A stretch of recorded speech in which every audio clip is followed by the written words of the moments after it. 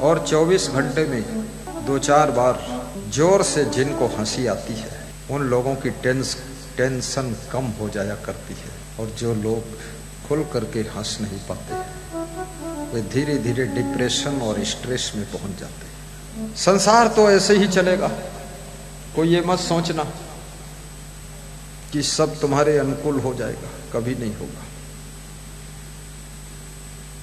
तुम्हारी वाटिका में 4 फूल खिलेंगे तो 2 मुरझा जाएंगे, 2 झड़ जाएंगे, 2 कली और आ जाएंगी। ये तो संसार की गति है। स्वयं अपने को प्रसन्न कीजिए, आनंद मगन रहिए, सबके साथ अच्छा व्यवहार करने की कोशिश कीजिए। मुखमंडल पर सदैव प्रसन्नता बनी रहे। अच्छे स्वास्थ्य के लिए थोड़ा पैदल भी चलिए और तेज चाल में चलिए। दोपहर में भोजन करके यदि समय है तो 10 मिनट आराम भी कर लीजिए। रात्रि में भोजन करके 10 मिनट टहल लीजिए। भोजन के 1 घंटे बाद जल ग्रहण कीजिए। रात्रि में यदि भूख ना हो तो भोजन मत कीजिए। थोड़ा तल की पापड़ी खा लीजिए, छुट्टी 1, थोड़ा बताया हूं, ऐसा नहीं आधा किलो खा के बैठो तो फिर और कुछ बीमारी आ जाएगी। थोड़ा सा खुश रहने की आदत बनाइए। धनवान बनने की भी कोशिश करिए। निर्धनता जीवन की सार्थकता नहीं है। धनवान होने के साथ साथ धर्म की रक्षा भी कीजिए। महात्मा बुद्ध ने एक बार अपने कोषाध्यक्ष से पूछा था कि इस वर्ष का सबसे बड़ा दानी कौन है? तो कोषाध्यक्ष ने कहा कि हे भगवान, बुद्ध को उनके शिष्य लोग भगवान मानते थे। बहुत से यहां बैठे हुए भक्त भी अपने गुरु को भगवान मानते हैं, कबीर भगवान। कुछ भक्त कहते हैं कि हम तो गुरु जी को कबीर का दूसरा रूप समझते हैं। दृष्टि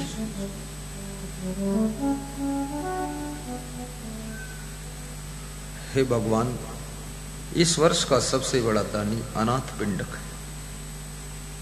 भक्त का नाम अनाथ पिंडक था। कितना दान दिया है, किस लिए दिया है? बौद्ध धर्म का प्रचार प्रसार करने के लिए दिया है। तो कितना दिया है? 100 करोड़ स्वर्ण मुद्रा दिया। सोचिए, 2500 वर्ष पहले 100 करोड़ स्वर्ण मुद्रा की कीमत कितनी होगी? अशोक सम्राट पास में बैठे ही थे। उन्होंने जब सुना, खड़े हो गए और अशोक सम्राट ने कहा कि मैं भी 100 करोड़ स्वर्ण मुद्रा दूंगा।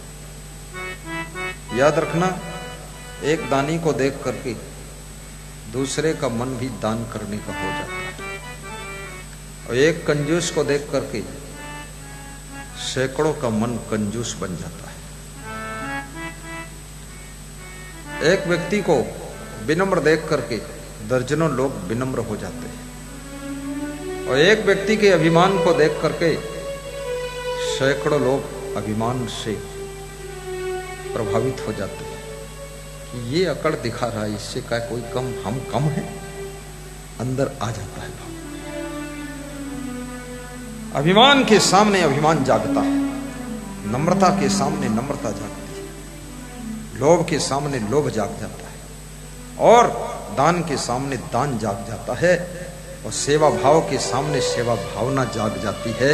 इसलिए अच्छे लोगों के साथ रहिए ताकि अच्छी चीजें आपके अंदर जागृत हों और आपकी जिंदगी सुखद हो सके। बोलिए सद्गुरु भगवान की जय। कई ने मंथरा की संगत किया। मंथरा ने कई के मन में द्वेष भावना जागृत कर दी। मेरा तेरा का भाव जागृत कर दिया। कि तुम्हारा बेटा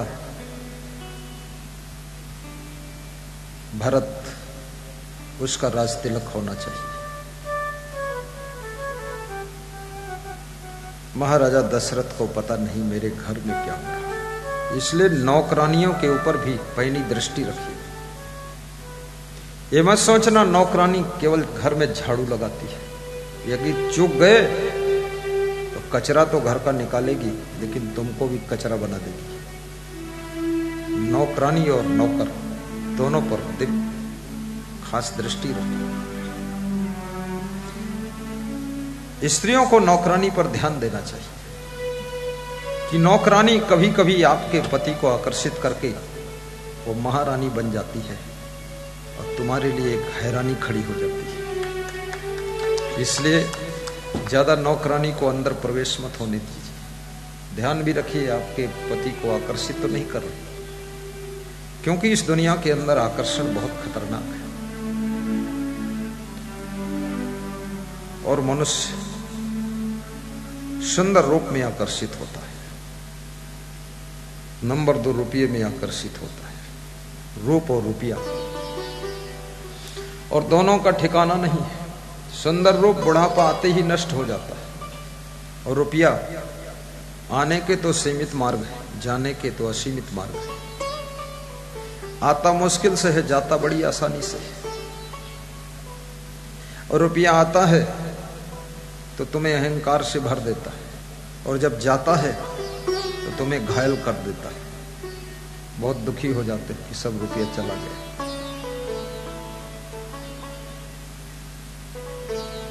रूप और सौंदर्य का अट्रैक्शन आपको अपने कर्तव्य से विचलित कर सकता है। इसलिए स्त्रियों को भी दूसरे पुरुषों के रूप सौंदर्य से बचने की कोशिश करना चाहिए। लड़कियों को जो स्टूडेंट लाइफ में है, बेटियां जो स्टूडेंट हैं बेटे, उनको इस अट्रैक्शन से बचने का ज्यादा प्रयास करना चाहिए, क्योंकि जब तुम एक दूसरे में आकर्षित हो जाते हो तब तुम्हारा मन पढ़ने में नहीं लगता, बढ़ने में नहीं लगता है, बढ़ने पढ़ने। फिर मन में वासना जाग जाती है और वो वासना बुद्धिमान बेटी को भी 3rd डिवीजन दिला देती है, बुद्धिमान बेटे को भी फेल की मार्कशीट पकड़ा देती है। इसलिए जो लोग आगे बढ़ना चाहते हैं वे वासना की कीचड़ से स्वयं को बचाएं। संत मार्ग में भी बहुत आकर्षण है, साधु संत को भी सावधान रहना चाहिए, क्योंकि साधु संत सबको आशीर्वाद देता है। आशीर्वाद देते देते कहीं ऐसा ना हो जाए खुद ही को आशीर्वाद मिल जाए, रूप बदल गया।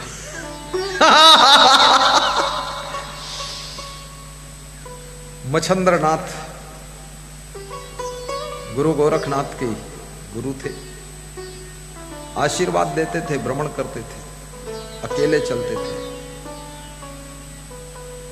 सिंगलदीप की रानी के आकर्षण में जाकर फंस गए, वर्षों वहीं रह गए। शिष्यों ने उनको ढूंढा, गुरु कहां गए। इसलिए गुरुओं को भी सावधान रहना चाहिए। जो गुरु लोग हैं ये ज्यादा खतरे में हैं। गुरु लोग सोचते हैं हम तो गुरु बन गए। अरे गुरु बन गए लेकिन कुछ और शुरू हो जाएगा। इसलिए गुरु भी सावधान रहे। गुरु को अकेले नहीं घूमना चाहिए, अपने शिष्य मंडली के साथ रहो। शिष्यों का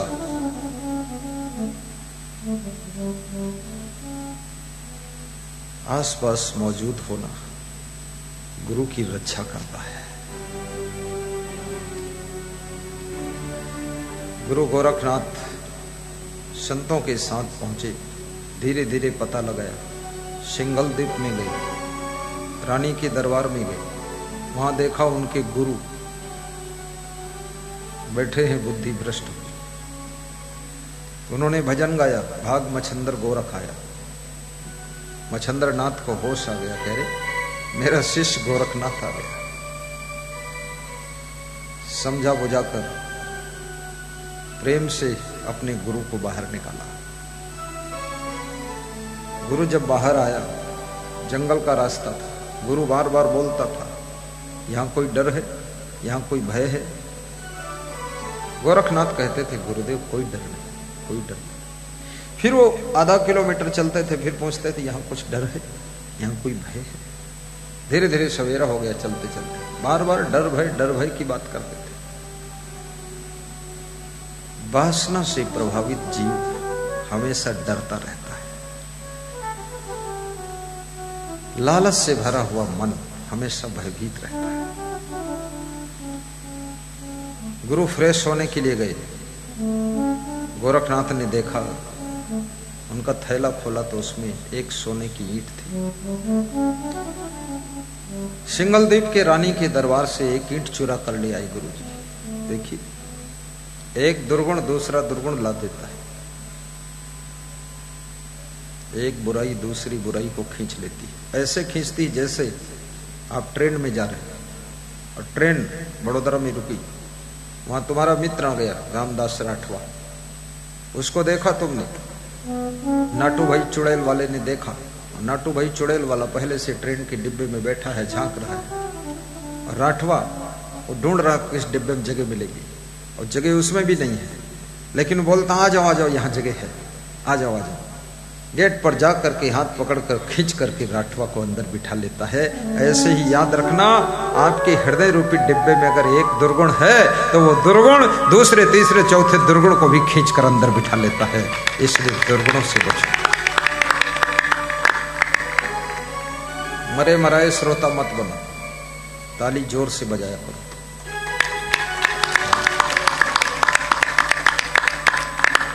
जिस तरह से तुम सत्संग सुन रहे हो, इस तरह से 2 दिन में दफन संस्कार हो ही जाएगा।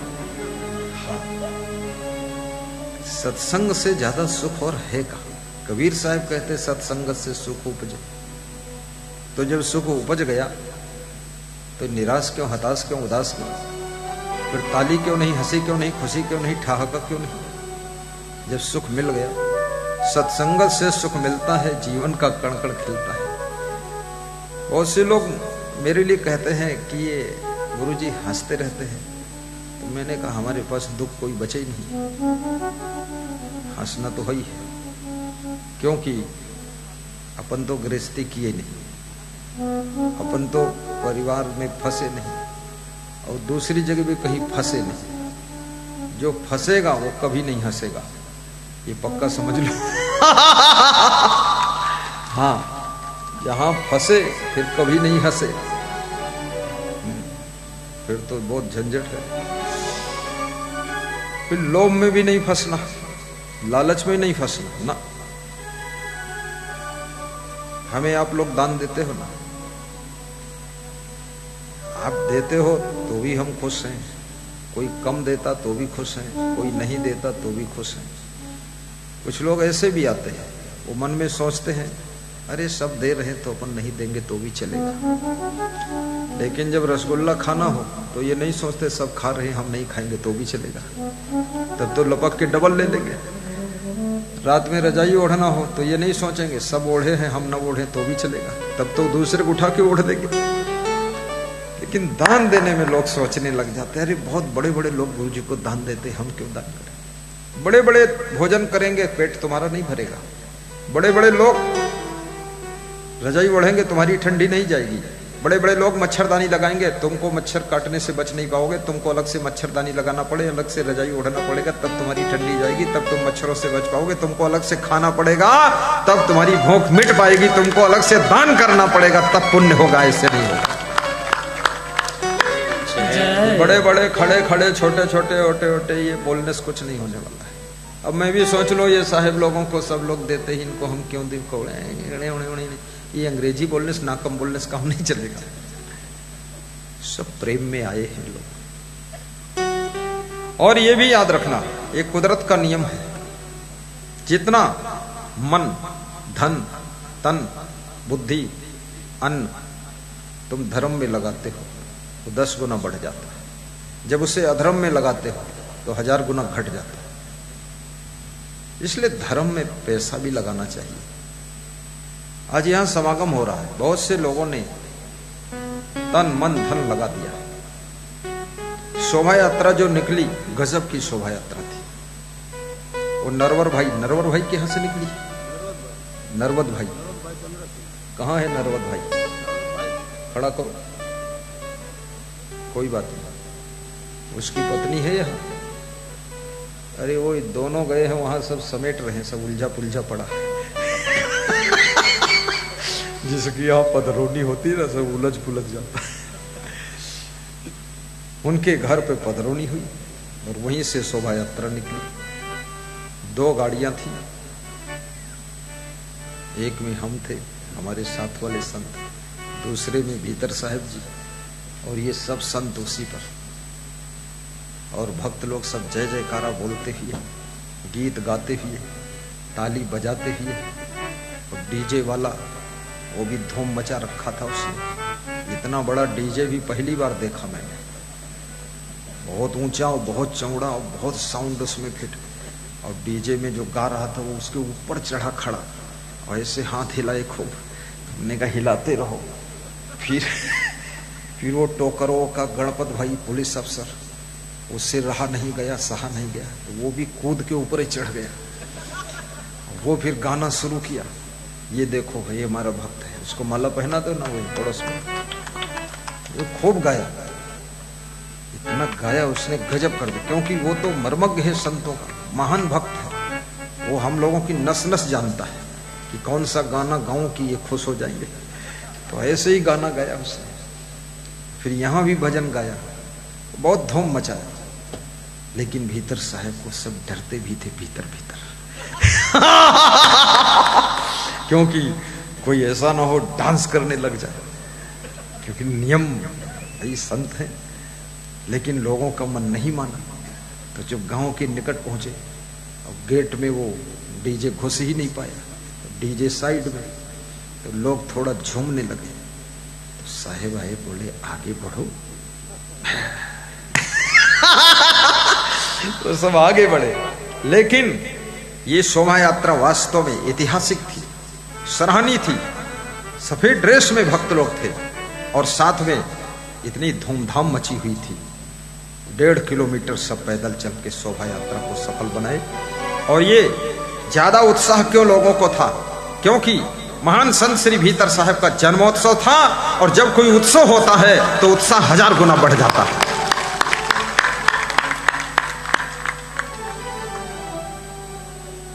साहेब जी का जन्म जून में हुआ, लेकिन हमने कहा तुम जनवरी में जन्मोत्सव मनाओ, क्योंकि हमें जून का थोड़े मनाना, हमें तो आपका मनाना है। हाँ, अपना जून आती रहेगी, अपन पहले ही मना लेंगे,